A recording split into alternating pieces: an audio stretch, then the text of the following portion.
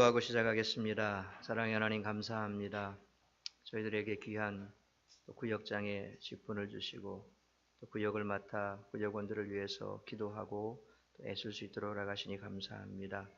이것이 우리 구역장들에게 축복이 되게 하여 주옵시고 또 이와 같은 일들을 통하여서 우리 구역장들이 더욱더 영혼 사랑하는 마음이 또 깊어지게 하시고 교회 사랑하는 마음이 깊어지게 하시고 또 이들의 기도를 통하여서 구역이 또 살아나고 영혼들이 살아나는 일들이 나타날 수 있도록 인도하여 주옵소서. 오늘도 말씀 속에 주께서 함께하여 주시기를 원하오며 예수님의 이름으로 기도하옵나이다. 아멘. 오늘은 34과 화평의 사람이 되라. 221페이지.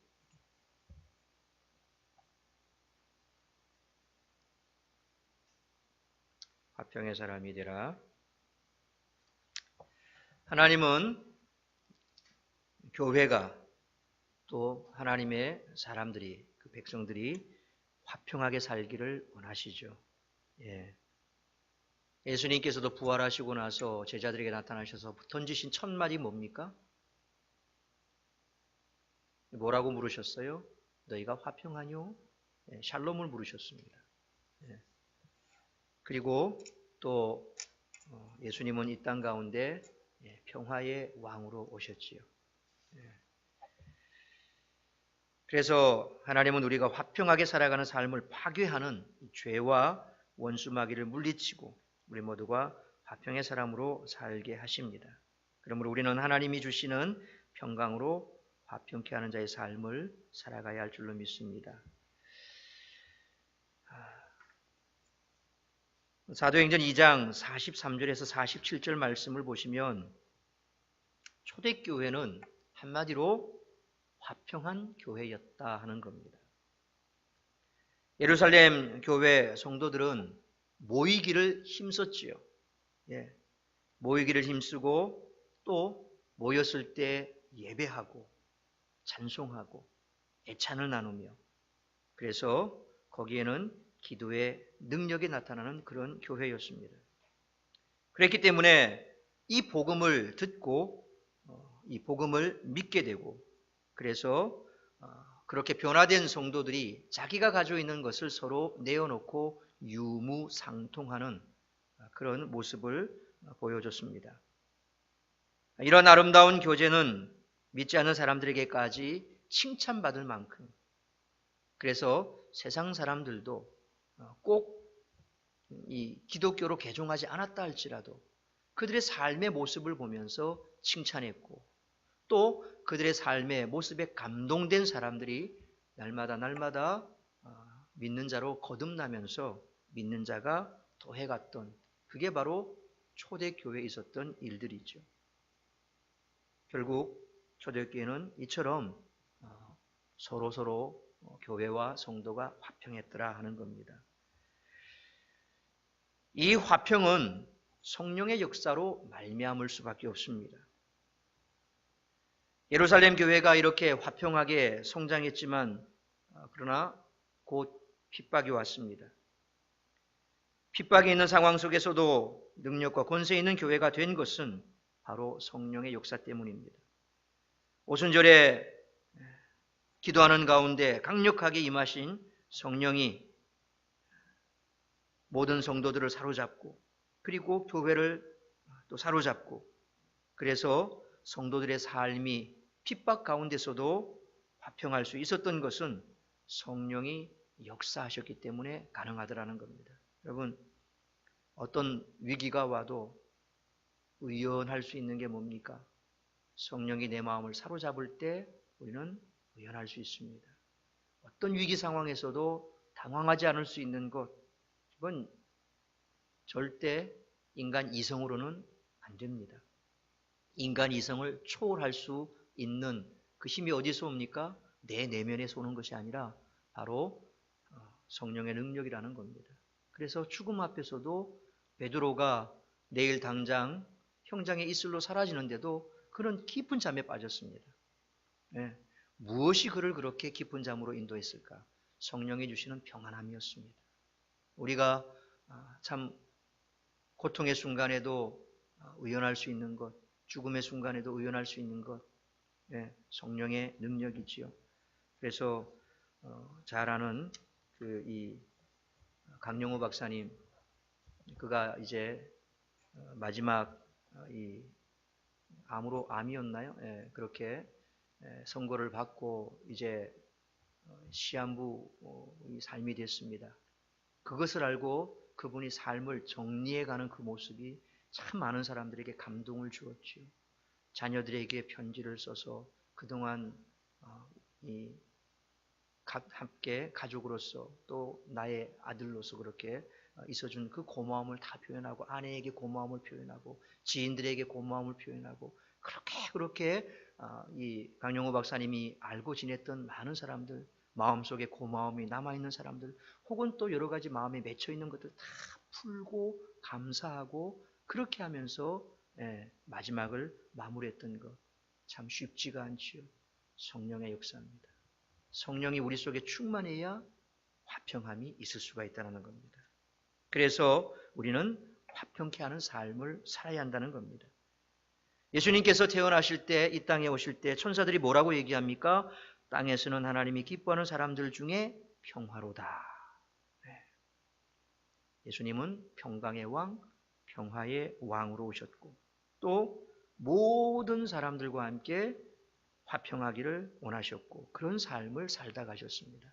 예수님이 이 땅에 오셔서 로마에 대항해서 민중봉기를 일으킨 것 아닙니다. 그렇죠? 그래서 마지막에 가룟 유다는 그것에 대해서 염증을 느꼈습니다. 주님은 로마를 전복시키고 그래서 뭔가 이 왕권을 회복할 줄 알았는데 그냥 그렇지 못하더라는 겁니다. 그래서 그는 예수님을 팔아버리죠. 예수님은 이 땅에 와서 혁명을 일으키려고 오신 것이 아니라 평화를 주러 왔습니다. 평화가 깨졌고 하나님과 우리 사이에 맡긴담이 있는 그것을 자식의 몸으로 죽음으로 피로 하나로 화목케 하기 위해서 그래서 화목제물이다라는 말을 쓰죠. 예수님은 화목제물입니다. 하나님과 우리를 화목하게 하기 위해서 그렇게 죽으셨습니다. 구약의 제사에도 보면 이 화목제가 있습니다. 이것은 다른 제물들은 다 이렇게 불태우고 혹은 또 삶아서 드리는 것도 다 이렇게 제사장의 몫인데 이 화목제물은 이 제물을 바친 사람과 같이 나누어 먹습니다. 유일하게 나누어 먹습니다. 뭡니까? 화목한 거죠. 주님이 바로 자신의 목숨을 내어놓고 하나님과 우리를 화목하게 했다. 그래서 화목제물로 죽으셨죠. 그래서 예수님은 우리에게 화목하라 말씀하셨습니다. 뿐만 아니라 부활하신 예수님께서 찾아오셔서 평강이 있을지어다. 평안하뇨 평강이 있을지어다. 평강을 말씀하셨지요. 그래서 우리 모두도 역시 마찬가지로 사실 이 민중신학이라든지 이런 신학들이 왜 우리는 받아들일 수 없냐면 이들은 유혈사태까지라도 불사하다는 겁니다. 이 제도권을 바꾸고 밑에 있는 마치 이 뭡니까? 공산주의 이론과 거의 흡사합니다. 밑에 이 부르주아를 무너뜨리기 위해서는 프롤레타리아가 힘을 합쳐서 봉기를 일으켜서 그걸 무너뜨려야 된다. 마찬가지로 민중이 하나가 되어서 항거해야 된다. 이 민중 신학이라는 것이 사실 남미 쪽에서 시작이 돼서 그래서 결국 이 체제가 무너져야 우리가 신앙이 살 길도 생긴다. 그러나 체제 무너진다고 인간이 완전히 바뀝니까? 사람은 똑같습니다. 정권이 바뀐다고 완전히 나라가 바뀝니까? 아닙니다. 어떤 정권이 들어서도 어떤 대통령이 들어서도 그 주변에 포진해 있는 사람은 똑같이 우리와 타락한 사람들입니다. 대통령 하나 가지고 되는 게 아닙니다. 아무리 대통령이 잘하고 싶어도 안 됩니다. 요즘 뉴스를 보면 참 답답합니다. 저도 그분을 찍었거든요. 미스터 리. 저도 그분을 찍었거든요. 정말 후회스럽습니다. 왜? 장로기 때문에 찍었거든요. 근데 장로께서 거의 나라를 말아드셨더라고요. 4대강부터 시작을 해가지고 국정원 개입까지 시작해서 참 그 앞에 대통령도 또 장로지요. 정말 안타깝습니다. 네, 안타깝습니다. 어떻게 말씀대로 살았으면 그런 일을 없애야 될 텐데 왜 방송인들까지도 그렇게 블랙리스트를 만들어서 방송을 출연 못하게 만들고 자기들과 이념이 다르다는 이유 때문에 많은 사람들을 핍박하고 언론을 조작하고 이게 성경에 가능한 얘기입니까? 정말 그러니 기독교가 욕을 먹는 겁니다. 개독교라고. 이런 사람들 때문에. 세상이 어떻게 되더라도 우리 때문에 어쨌든 화평할 수 있어야 되는데 더 세상을 어지럽히는 이런 상황을 볼 때 정말 답답하기 그지없습니다. 사사 기드온의 시대가 참 사사 시대는 다 그랬지만 또 기드온 시대에도 역시 극도로 불안한 상황이었죠. 사사로 세움받은 기드온에게 하나님은 찾아오시고 여호와 샬롬이라고 하는 그런 은혜를 베풀어 주셨습니다. 여호와 샬롬. 그래서 기드온이 이 여호와 샬롬을 믿고 나아가서 적들을 물리치고 40년 동안 화평한 그런 시대를 누렸습니다. 우리도 여호와 샬롬, 하나님 주시는 평화로 화평케 하는 그런 우리가 있는 곳에 화평이 있는 그런 삶이 되어야 할 것입니다. 옛날에 참 많이 시화 이렇게 써졌던 이 시가 있지요. 뭐냐면 나를 주여 나를 평화의 도구로 써 주시옵소서 하는 그런 누구죠? 누구? 네? 누구였죠? 초대 누굽니까? 주여 나를 평화의 도구로 써 주소서. 미움이 있는 곳에 평화를 주일이기나. 예? 아주 유명한 그게 있는데 아무튼 우리가 그런 좀 평화의 화평의 도구가 되었으면 좋겠습니다. 자, 223페이지 보시면 이제 마태복음 5장 9절 오른 이제 주보에 나와 있는 내용입니다. 마태복음 5장 9절 한번 읽어볼까요? 시작.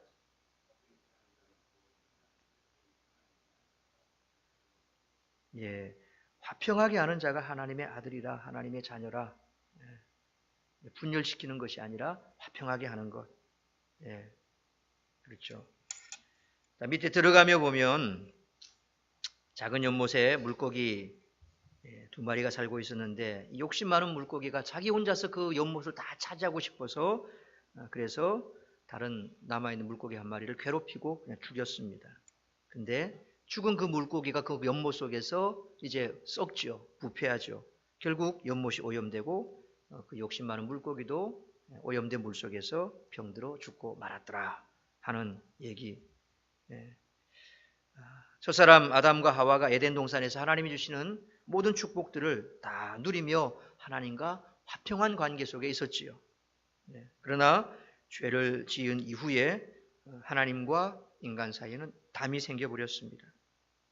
그리고 그 인간은 이후로 하나님을 대적하게 됐던 겁니다. 하나님과 또 대적할 뿐만 아니라 함께 살고 있는 사람과의 관계 속에서도 역시 사랑하며 화평하게 살지 못하고 계속해서 분쟁을 일으키고 시기가 있고 악독이 가득하고 또 죽이고 하는 이런 관계가 되어버렸습니다. 결국 죄의 종로로 다며 우리는 살 수밖에 없는 그런 존재가 되어버렸습니다. 이것을 불쌍히 여긴 하나님께서 우리를 구원하시기 위해서 예수 그리스도를 화목제물로 속죄제물로 우리에게 보내주셨습니다. 그리고 예수님께서 이 땅에 오셔서 하신 말씀, 율법이 우리 너희들에게 뭐라고 말하더냐? 율법이 말하는 게 뭡니까? 하나님 사랑, 이웃 사랑. 하나님 사랑, 이웃 사랑. 그래서 예수님은 율법을 성취하신 겁니다. 율법을 성취하신 겁니다. 결국 우리에게도 그렇게 살라고 본을 보여주셨지요. 자, 224페이지 보면 첫째로 하나님의 형상은 무엇입니까? 창세기 1장 26절로 27절 하나님의 형상, 임하고 하나님의 형상, 하나님과 닮은 것. 근데 하나님과 닮았다라고 하는 것은 외형만을 얘기하는 것이 아니라 내면의 인격. 그래서 에베소서 4장 23절 말씀에 의하면 의와 진리의 거룩함. 의와 진리의 거룩함. 그래서 이제 우리는 마음과 언어와 행함이 하나님을 닮았다 하는 것인데 하나님의 거룩함과 의와 진리를 닮았다 하는 거죠. 죄로 말미암아서 잃어버렸던 그 형상은 예수님을 믿고 회복이 된 겁니다. 물론 우리가 예수 믿고 회복이 되었다라고 하지만 의와 진리와 거룩함이 다 회복이 되었느냐? 그렇지는 못합니다. 거기에 많은 부분 예수님을 많이 닮은 분들은 이것이 많이 회복되었고, 그러나 대다수 보통의 사람들은 어느 정도 회복이 되었지만 여전히 그 속에는 욕심이 가득하더라는 겁니다. 우리는 그것을 인정해야 됩니다. 교회 안에는 거룩한 천사들이 모여 있는 곳이 아니지요. 나 같은 죄인이 있는 곳입니다. 허물이 있는 사람이 모인 곳입니다. 그러니까 나는 의인인데 저 사람은 죄인이야가 아니라 똑같은 죄인이라는 겁니다. 똑같이 허물이 있는 사람이라는 겁니다. 그걸 우리가 인지할 때 조금 교회가 화평할 수 있는 단초를 찾을 수가 있는 겁니다. 용서할 수 있는 단초를 찾을 수가 있는 겁니다. 나는 거룩한데 저 사람은 악해. 그래 버리면 용서가 안 되죠. 결국 그것이 바로 예수님이 책망했던 율법주의자들이요, 또한 바리새인 같은 자들입니다. 인간이 죄를 지은 후 화평을 잃어버린 모습이 어떠할까? 창세기 4장 3절로 8절 보면 서로 대적하고 투쟁하고 시기 질투하고 분열과 분쟁과 살인까지 저지르는, 그래서 화평을 잃어버렸더라는 겁니다. 하나님의 형상을 관계로도 해석할 수 있는데 인간은 하나님과 인간과 자연과의 관계에 있어 아름답고 건강한 관계를 이루어 조화로운 삶을 살아야 한다는 것입니다. 그러나 죄를 지은 이후에는 이 모든 관계가 어긋나고 삐뚤어지게 되었죠. 그래서 가인은 동생 아벨을 쳐 죽이기까지 악을 저질렀고 결국 그 이후로 죄가 들어옴으로 온 천지 만물 자연까지도 저주를 받게 되고, 그래서 결국 우리는 에덴에서의 그 풍성함을 다 잃어버리고 수고하는 삶을 살 수밖에 없다.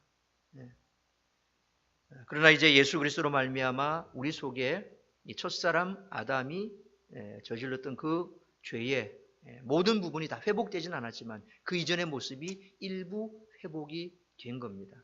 이제 예수님이 이 땅에 다시 재림하실 때 완벽하게 새하늘과 새 땅으로 모든 것이 바뀔 때 우리 역시도 그때는 바뀌게 되죠. 그 이전까지는 우리 역시도 불완전한 존재더라 하는 겁니다. 세 번째로 우리는 어떻게 화평하게 화평케 하는 자가 될 수 있을까? 에베소서 2장 14절로 18절 말씀.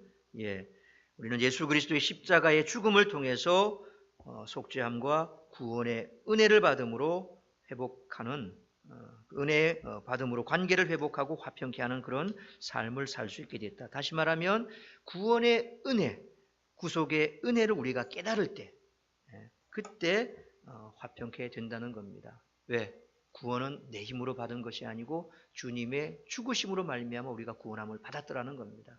그러면 내가 능력이 있어서 내가 또 어떤 이 구원받을 만한 그런 것이 있어서 구원받은 것이 아니라는 것을 우리가 깨닫게 된다면, 그렇다면 우리는 주님께서 우리를 용서하신 것처럼 용서할 수 있고 또 그렇게 구원의 은혜를 받고 이제 구원받은 하나님의 자녀들에게는 성령이 임하시게 되죠. 그러면 성령께서 우리 속에 이 구원의 은혜를 계속적으로 우리에게 부어주시는데 그러면 바로 세상과 화평할 수도 있게 된다는 겁니다. 영화 같은 걸 보면 진정한 크리스찬들은 다른 사람을 위해서 목숨을 내어 놓을 수도 있는 그런 단계까지 가죠.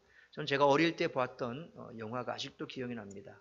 포세이돈 어드벤처라고 하는 영화.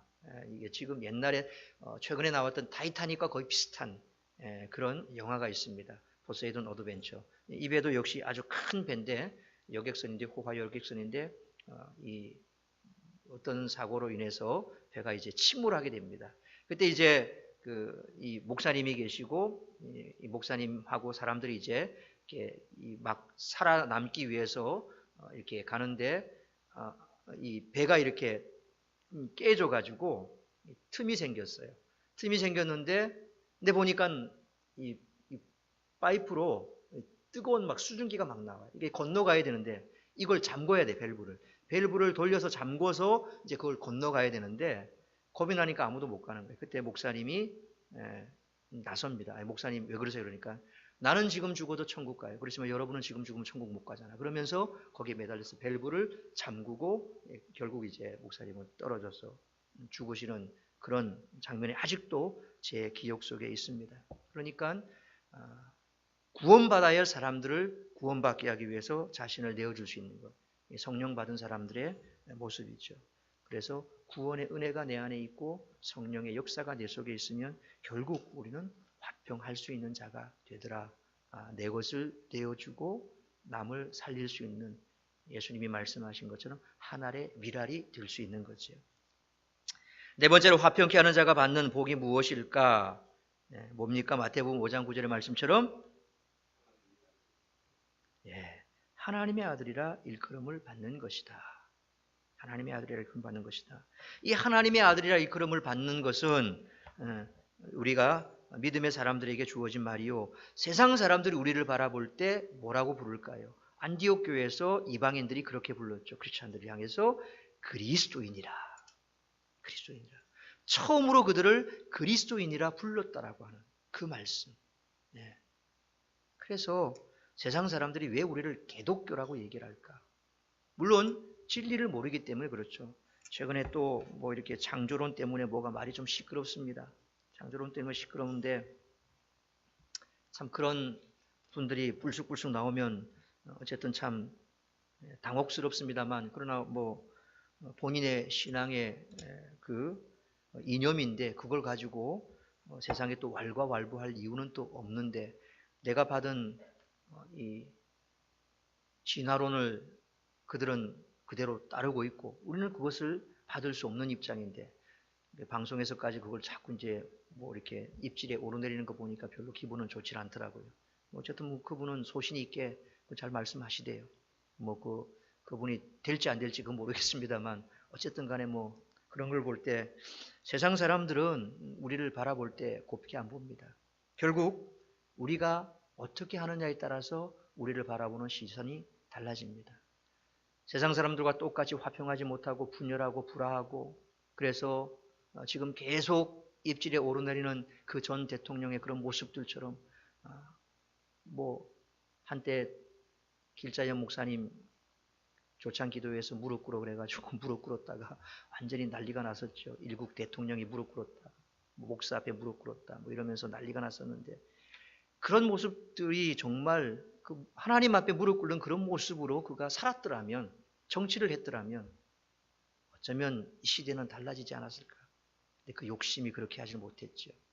정권을 유지하기 위해서 자기 당을 계속 유지하기 위해서 계속해서 그렇게 올바로 하지 못했던 그런 모습 때문에 결국 그런 모습이 우리를 기독교가 아닌 개독교라고 하는 참 입에 담기 험악스러운 그런 말을 우리가 이 시대에 듣고 있는 것. 이거는 그들을 우리가 돌팔매질할 것이 아니라 우리 스스로가 그런 말을 들을 때 자성해야 됩니다. 세상 속에서 우리의 모습이 어떻게 비춰질까? 내가 세상에 나갔을 때 사람들에게 어떻게 비춰질까? 내가 하는 말 한마디, 나의 행동 하나, 그런 것들이 결국 세상 사람들의 눈에는 우리가 정말 하나님의 아들인가, 참 그리스도인인가, 그렇지 않은가를 판가름하는 것이 되겠죠. 화평케 하면 하나님께서 하나님의 아들이라 그렇게 불러주신다 그랬습니다. 우리는 하나님의 아들일까? 생각해 봐야 되겠죠. 226페이지. 이스라엘을 자기 백성과 민족으로 세우시는 하나님은 야곱의 12아들을 통해서 그 역사를 이루셨습니다. 그런데 12아들은 서로 다른 네 어머니의 자식들이었기에 서로 하나 되어 사랑하며 살지 못했습니다. 서로 질투하고 시기하고 반목할 수밖에 없었습니다. 요셉이 형들에게 팔린 이유도 바로 그것이었습니다. 특별히 사사 시대는 각 지파의 이기적인 판단에 사로잡혀 살게 되었고 동족 이스라엘이라는 생각을 갖지 못했습니다. 결국 이스라엘은 남과 북으로 분리되는 아픔을 겪어야 했습니다. 그럼에도 불구하고 하나님은 대제사장의 옷에 달린 에봇의 12개 보석을 통해 하나님의 귀한 백성임을 나타내셨습니다. 또한 예수 그리스도를 통해 여호와 샬롬의 영광을 나타내셨습니다. 그러므로 하나님 나라는 모든 나라와 족속이 모여 하나가 되어 화평을 이루는 나라입니다. 모든 교회와 성도들은 서로 화평함으로 하나가 되어야 합니다. 우리 기독교는 그렇지요. 그러나 이슬람은 그렇지 못함을 우리는 극명하게 봅니다. 그들이 평화를 사랑하는 것 같지만 그러는 그들이 하는 모습을 보면 결코 평화를 사랑하는 자들이 아니라는 겁니다. 오직 자신의 종교를 통해서 세상을 지배하고자 하는 그런 욕심에 사로잡힌 자들임이 드러나고 있죠. 그러니 사람을 죽입니다. 자신의 이 종교의 나라를 만들기 위해서 IS가 그렇지 않습니까? 이슬람 국가. 그 국가를 세우기 위해서 무고한 사람들을 죽이고 있죠. 그것이 바로 이 사탄을 섬기는 사탄이 지배하고 있는 종교와 참 종교인 기독교와의 차이점입니다. 우리가 참 살아계신 하나님을 믿는 자라고 한다면 우리의 삶도 그렇게 나타나야 하리라 믿습니다. 이제 우리 구역장들이 교회 안에서 좀 더 하나님의 이 샬롬, 평화, 화평케 하는 자가 되기 위해서 우리가 어떻게 해야 될 것인가 깊이 먼저 생각하시고 또 이번 과를 통해서 우리 또 구역들이 그 일에 앞장서면 작은 파장이 큰 물결을 나중에 일으키고 또 한 사람의 작은 실천이 또 다른 사람을 감동시키고 그런 감동들이 모여지면 교회 전체가 교회가 한 교회가 바뀌면 지역이 바뀔 것이고 그리고 나라가 바뀌게 될 것입니다. 그것을 하나님은 기대하고 또 우리로 하여금 그렇게 하기를 원하신다면 또 그것을 알고 그렇게 살아가는 우리 모두가 될 수 있도록 늘 기도하며 나가시기 바랍니다. 기도하겠습니다. 살아계신 아버지 하나님 감사합니다. 우리는 연약합니다. 어찌 죄 많은 인생들이 세상 가운데서 화평할 수 있겠습니까? 하늘의 미랄이 되고자 한다면 화평은 이루어질 것이고 많은 열매를 맺을 것이고 그러나 하늘의 미랄이 되기를 거부한다면 결국 열매도 없고 우리도 똑같이 세상과 다를 바 없는 모습으로 살아가게 될 것입니다. 성령께서 우리에게 말씀하신 바 하나님을 힘써 지키고 화평케 함을 우리가 이루어 나갈 때에 세상은 우리를 통하여 주의 모습을 보게 될 것이고 하나님 영광은 나타날 것이요 또한 세상 속에 생명이 살아나는 역사가 있게 될 것입니다. 아버지 하나님 우리를 화평의 도구로 써주시기를 원합니다. 우리가 있는 곳에 화평이 있게 하시고 우리가 있는 곳에 주님 말씀하신 바 그 화평의 역사가 나타날 수 있게 하여 주옵소서.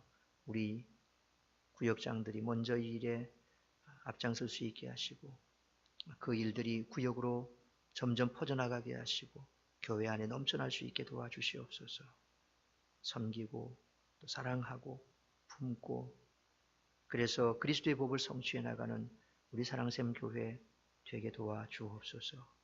이 일을 위해 애쓰고 수고하고 우리 자신을 늘 말씀 앞에 비추어 보며 나아갈 때에 우리 구역장들에게 날마다 성령으로 충만케 하여 주옵소서. 내 힘으로 될 수 없습니다. 성령의 역사가 있어야 이 일이 이루어질 것입니다. 우리 구역장들이 그 누구보다도 성령 충만케 하시어서 이 일들이 교회 안에 넘쳐날 수 있도록 도우시고 인도하여 주옵소서. 저들의 삶을 날마다 주께서 주장하여 주옵소서. 예수님 이름으로 기도하옵나이다. 아멘.